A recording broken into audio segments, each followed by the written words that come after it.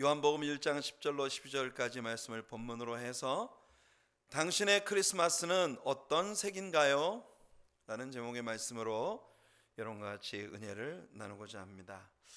크리스마스가 무슨 색이냐고 물어보니까 좀 의아한 그런 질문이라고 여러분들이 생각하실지 모르겠습니다. 한 5년 전쯤부터였다고 생각이 되는데 크리스마스 시즌이 다가오면 이 5년 전부터 세계적인 반향을 불러일으킨 그 새로운 용어가 하나 있어요. 크리스마스 블루스, 크리스마스 우울증이라고 하는 그런 사람들의 심리적인 병이 생기기 시작했다는 겁니다. 크리스마스만 되면 마음이 우울해지는 것. 여러분, 본래 역사 가운데에서 크리스마스는 언제나 즐거움의 대명사로 일컬어져 왔던 절기입니다. 크리스마스만 되면 사람들은 다 즐거워요. 크리스마스가 오면 사람들은 제일 먼저 Dashing through the snow in a one horse open sleigh 하는 이 노래로부터 시작을 해서 크리스마스 캐롤을 부르기 시작하면 괜시리 귓전에 종소리가 땡그랑 땡그랑 들려오는 것 같은, 그래서 사람들이 크리스마스를 맞으면 서로에게 인사를 하죠. 메리 크리스마스, 메리 크리스마스. 무슨 말이에요? 즐거운 크리스마스라고, 즐거운 크리스마스를 보내라고 그렇게 우리 서로에게 이야기합니다. 크리스마스는 사실 모든 사람들에게 즐거움이 될 수 있는 날이에요. 왜 그러냐면 여러분, 우리의 죄의 무거운 짐을 벗겨내시고 우리에게 완전한 구속의 은총을 주시려고 예수님이 오신 날이니까요. 우리에게 영원한 구원과 즐거움을 주시기 위해 오신 예수 그리스도를 생각하면 우리가 크리스마스 때만 되면 여러분 얼마나 행복한 마음이 우리들에게 들어차는, 본래 크리스마스는 그런 절기 아니겠습니까? 그런데 언제부터인가 크리스마스가 오면 우울증에 빠지는 사람들이 많아진다는 겁니다. 유난히 외롭고 의기소침해진다. 허무함과 우울한 생각에 자주 휩싸인다. 괜히 짜증이 치밀고 화가 난다. 이런 불편한 마음들이 사람들의 마음 안에 깊어가고 있다는 것입니다. 여러분, 아마 많은 요인들을 사람들은 생각하겠죠. 상대적으로 많은 사람들이 쇼핑몰에 북적대고 여기저기 캐롤이 울려 퍼지고 여기저기 사람들이 다니면서 서로 행복을 나누는 그런 크리스마스 시즌인데, 그런 크리스마스 시즌을 보내기 위한 재정적 부담, 또는 올 사람도 갈 사람도 없이 홀로 고독하게 크리스마스를 보내야 하는 사람들이 받게 되는 상대적인 스트레스와 외로움과 고독함, 아마 이런 것들이 사람들의 크리스마스를 블루가 되게 만드는 것이 아닐까 보통 생각을 하겠지만, 저는 목사로서, 성경학도로서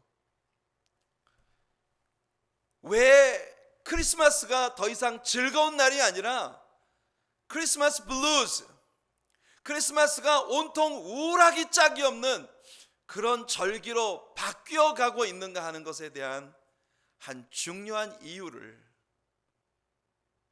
저는 알 수 있다고 생각합니다. 그게 뭐냐? 크리스마스에 그리스도가 없다는 거예요. 크리스마스는 영어로 Christ plus Mass입니다. 두 개의 단어가 합해서 되어진 말이에요. Christ는 당연히 그리스도를 말하고, Mass는 Mass, 예배를 의미하는 거예요. 그리스도를 예배하는 날, 그리스도를 기념하는 날, 그게 크리스마스의 본질입니다. 그런데 오랫동안 사람들이 이 크리스마스에 무슨 짓을 하고 있는 겁니까? 오늘 우리 유초등부 아이들이 노래했어요. 기다리고 있나요? 흰눈이 내리는 크리스마스를? 기다리고 있나요? 빨간 코 사슴을? 기다리고 있나요? 산타클로스, 빨간 옷 입은 산타클로스를? 기다리고 있나요? 멋진 선물을? 아니에요. 날 위해 오신 예수님을 기다려요. 여러분, 크리스마스의 주인공은 예수님이십니다. 당연히 크리스마스는 그리스도의 날인데, 크리스마스에서 사람들은 그리스도를 제거시키는 일을 오랫동안 해온 겁니다. 심지어는 공식적으로 크리스마스라는 단어 자체도 사용하지 못하게 하고 할러데이라고 하는 그런 되게 우회적인 언어를 쓰도록 권장하고 있어요. 그래서 요즘에는 공식적인 자리에서 공식적으로 메리 크리스마스라는 말을 쓰는 것이 사실은 법적으로 위배가 됩니다. 해피 할러데이, 이런 우유부단한 인사가 그 인사를 대신하고 있는 거죠. 크리스마스, 여러분들에게는 어떤 날입니까? 크리스마스가 되면 많은 사람들에게 불려지는 노래가 있어요. 바로 조지 마이클이 쓰고 또 조지 마이클이 속한 웸이라고 하는 듀엣 그룹이 노래를 불러서 온 세계 사람들에게 사랑을 받아온 라스트 크리스마스라고 하는 노래가 있습니다. 이 노래의 가사는요, 사람들에게 오늘날 현대인들이 느끼는 크리스마스라고 하는 날이 어떤 날인가 하는 것을 생각하게 만들어줍니다. 지난해 크리스마스에 난 내 마음을 당신께 주었어요. 하지만 바로 다음 날 당신은 그걸 내팽개쳐 버렸죠. 올해 크리스마스엔 나는 내 눈물을 아끼기 위해, 눈물을 더 이상 흘리지 않기 위해 내 마음을 누군가 당신이 아닌 다른 특별한 사람에게 주기로 결정했어요. 이어지는 이 노래의 가사는 많은 사람들이 들어찬 파티에서 피곤에 찌든 친구들의 눈동자들, 당신과 얼음처럼 차가운 당신의 영혼으로부터 나는 숨어버렸어요. 신이시여, 나는 당신이 의지할 만한 사람이라고 믿었는데 당신에게 나는 오직 기대어 울 수 있는 어깨에 불과했던 걸 이제 알았습니다. 그래서 복수심으로 불타는 이 노래는 난 다시 당신보다 더 나은 진짜 사랑을 새롭게 발견했습니다라는 그런 노래로 끝납니다. 이 노래를 쓴 조지 마이클은 온 세계 젊은이들에게 사랑을 받았던 그런 아티스트였습니다. 하지만 지금으로부터 3년 전 크리스마스 팀을 통해서 큰 돈을 번 이 조지 마이클은 아이러니컬하게도 크리스마스 날 아침에 마약 과다 복용으로 말미암은 심장마비로 세상을 떠났습니다. 굉장히 많은 걸 우리들에게 생각하게 해주는 스토리예요. 그보다 훨씬 오래전, 제가 태어나던 해인 1957년에 쓰여진 엘비스 프레슬리의 블루 크리스마스라고 하는 노래 역시 크리스마스가 되면 많은 사람들에게 불려지는 노래입니다. 블루 크리스마스, 우울한 크리스마스.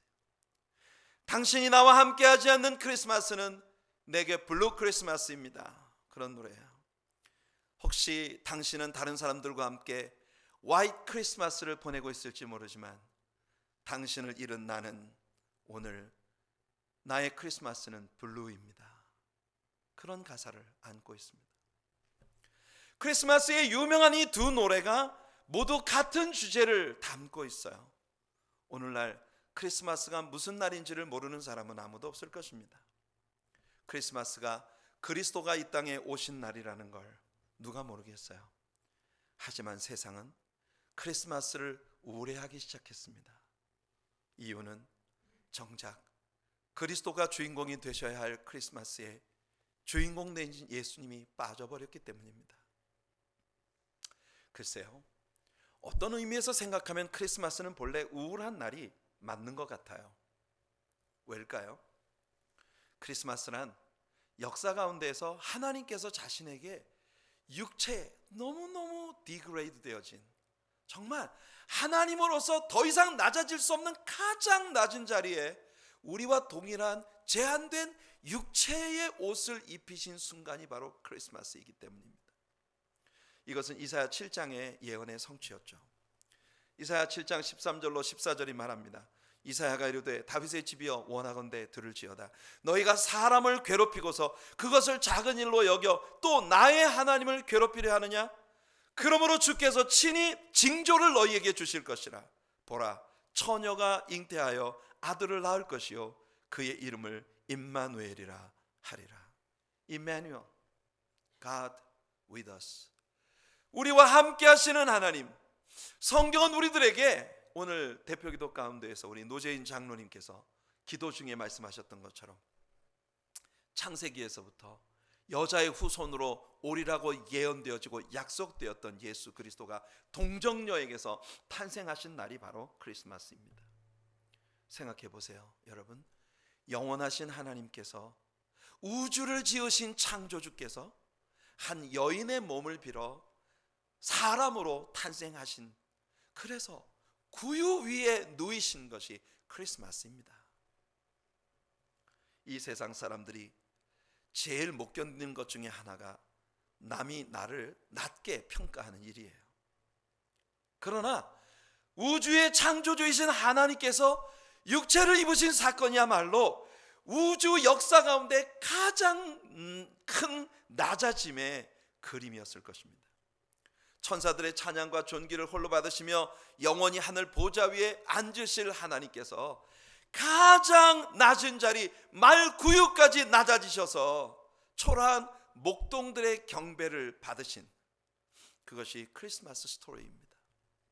생각해보면 예수님과 관련된 모든 것들은 이 세상에서 가장 낮고 끔찍하고 흉한 물건들이에요. 그러나 상업주의가 오히려 이 모든 것들을 아름답게 미화시켰죠. 크리스마스 카드에 나오는 말구유의 풍경을 생각해 보세요. 그곳은 세상에서 가장 아름다운 모습입니다. 애프터글로우가 이 마리아의 뒤에 환하게 비춰주고 있고, 그 크리스마스 카드에 나오는 구유에 있는 모든 말들의 먹이는 다 금빛 색깔입니다. 너무나 포실포실한 고급 담요 위에 누이신 빛나는 예수님의 모습. 그러나 성탄절 그날의 광경은 그런 광경이 아니었습니다. 여러분, 십자가를 생각해 보세요. 다이아몬드를 박은 십자가 목걸이를 생각해 보십시오. 십자가는 교수대의 죄수들을 목매어 죽이는 밧줄 같은 물건이었습니다. 많은 사형서들의 피와 그 땀이 완전히 찌들어버린 그런 교수대의 밧줄, 거기에 다이아몬드를 입혀서 목에 걸고 다닌다고 생각해 보세요. 여러분, 세상은요 예수 그리스도를 상업주의로 미화시켰습니다. 하지만 성탄절은 가장 우울할 수밖에 없는 날이에요. 왜냐하면 성탄절이 왜 있었어야 했느냐 하면 저와 여러분의 죄 때문이었습니다. 죄로 말미암아 우리가 영원히 죽을 수밖에 없었기 때문에 인간의 죄를 해결해 주시려고 하나님께서 당신 자신을 가장 낮은 자리에 육체를 입으시고 낮아지셔야 했던 날이 바로 크리스마스인 것입니다. 왜? 예수님이 왜 이렇게까지 하셨어야 했던 것일까요? 우리들에게 하나님에 대한 올바른 관점을 제공해 주시기 위해서입니다. 요한복음 1장 14절은 말합니다. 말씀이 육신이 되어 우리 가운데 거하심에 우리가 그 영광을 보니 아버지의 독생자의 영광이요 은혜와 진리가 충만하더라. 말씀이 육신이 되셨다고 하는 건 하나님이신 예수님이 인카네이트, 육체를 입으시고 화육하셨단 말이에요. 이제 눈으로 볼 수 없는 영적인 하나님을 눈으로 볼 수 있고 손으로 만질 수 있고 주목하여 바라볼 수 있게 만들어주신 분이 예수님이십니다. 그리고 예수님은 당신의 삶을 통해 하나님이 본질상 어떤 분인지를 우리에게 나타내 주셨다는 거예요. 그 첫째가 뭐냐? 은혜가 충만하신 분. 은혜라는 단어는 사랑의 뿌리를 두고 있습니다. 사랑 없으면 절대 은혜가 있을 수 없어요. 왜 하나님께서는 하나님을 반역하고 타락한 이 세상을 향해 말도 안 되는 은총을 베풀어 주신 겁니까? 성경은 한마디로 말씀합니다. For God so loved the world. 하나님이 세상을 사랑하셨기 때문이라는 거예요. 하나님이 여러분을 사랑하셨기 때문에 여러분들에게 은총을 베풀어 주십니다. 은혜라는 단어는 또한 beauty, 아름다움이라는 의미를 내포하고 있습니다. 그리스도 안에서 하나님의 아름다우심이 나타났어요. 하나님은 세상의 모든 추악한 것들을 가장 아름다운 것으로 바꿔주시는 분이세요.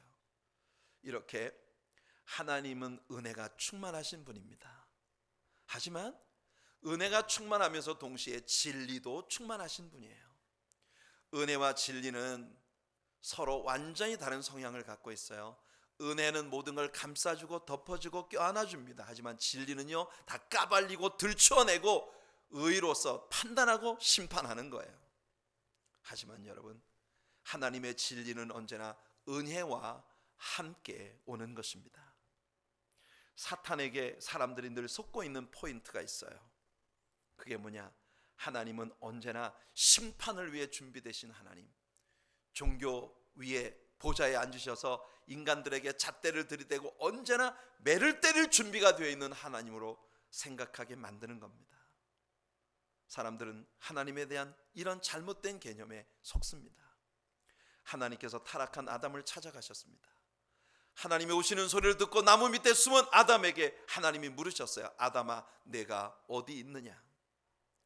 하나님의 이 음성은 하나님을 피하여 숨었던 아담을 찾아내어 그에게 의의 옷을 입혀주고 다시 하나님과의 교제 가운데 나아가게 하시기 위한 사랑의 부르심이었어요.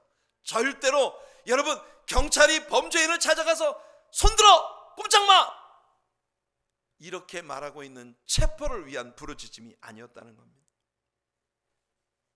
놀라운 사실은 첫사람 아담과 이브로부터 인간은 모두 사탄의 거짓말을 받아들일 준비가 항상 되어 있었다는 거예요.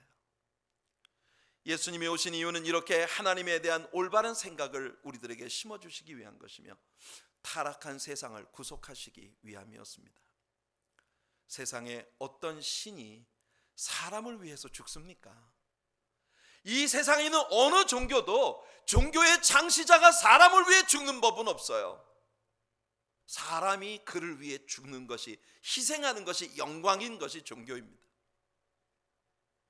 세상 역사 가운데 어떤 왕이 자기 신하를 위해, 가장 낮은 백성을 위해 대신 죽습니까? 왕을 위해서 죽는 게 신하이고 왕을 위해 목숨을 내려놓는 걸 영광으로 여기는 것이 백성이잖아요. 그런데 우리 하나님은 거꾸로이십니다. 왕의 왕 주의 주이신 그분이 저와 여러분 같은 처절한 죄인들을 위하여 우리가 죽어야 할 자리에서 대신 죽어주신 거예요. 한때 머슬림이었던 한 여인이 크리스찬이 되고 난 후에 쓴 책을 제가 읽은 것을 여러분들에게 언젠가 얘기해 드린 적이 있었습니다. 그 책에서 제 가슴을 정말 뛰게 했던 구절은 뭔지 아세요? 여러분, 그녀는 어려서부터 머슬림의 여전사로 태어나 자라면서 혹독한 머슬림의 훈련과 교육을 받았습니다. 자기 또래 아이들이 장난감을 가지고 놀던 나이에, 이 어린 나이에 총기를 다루는 것을 배우고, 그들은 사람은 오직 신을 위해 존재한다고 배웠어요. 그렇기 때문에 신을 위해 장렬하게 죽는 것이 최고의 영광이라는 교리를 배우며 자랐습니다. 특별히 알라를 거스리는 자들과 함께 수많은 알라를 거스리는 특별히 크리스찬들과 장렬하게 죽는 것이 무슬림의 여전사로서 최고의 영광이라고 배우며 살았어요. 그렇기 때문에 그녀는 자신이 항상 죽음 가까이에서 살고 있다고 느끼며 살아온 거예요. 그러다 어느 날 그녀는 캠퍼스에 찾아온 한 선교사가 설교를 하는 걸 들었습니다.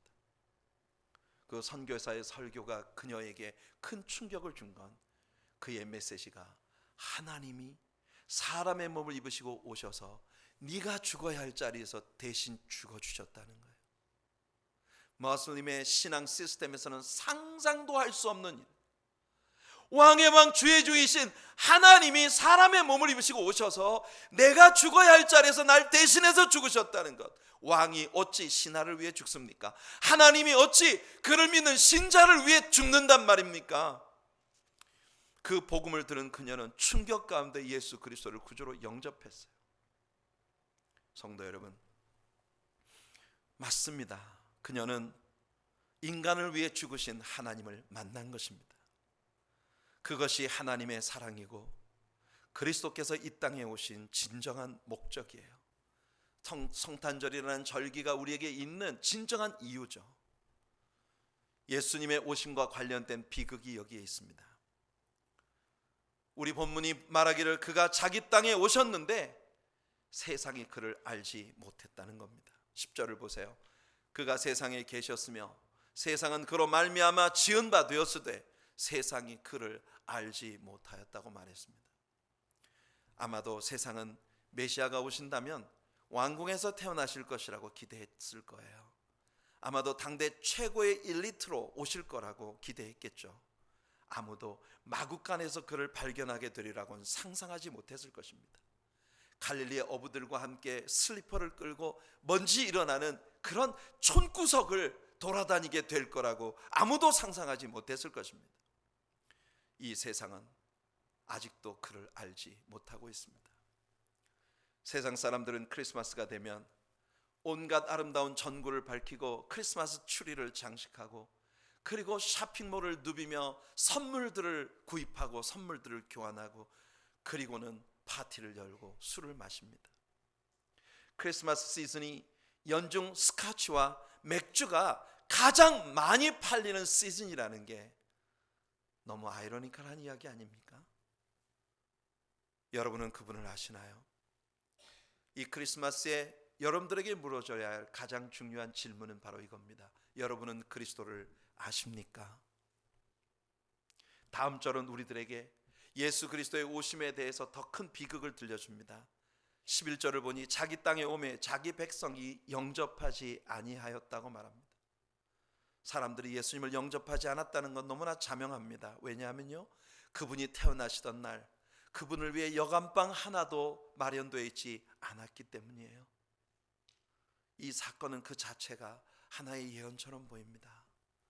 오늘날 사람들이 그리스도를 위해 그들의 삶에 어떤 룸을 마련하고 있는가 하는 것을 돌아보는 것이 중요합니다. 성탄절이 올 때마다 내 인생에 얼만큼 큰 룸을 주님을 위해 나는 마련하고 살아가고 있는가, 주님의 말씀을 듣고 주님께 기도하고 찬양하고 예배하며 주님과의 교제로 채워나갈 내 인생의 룸이 얼마나 큽니까?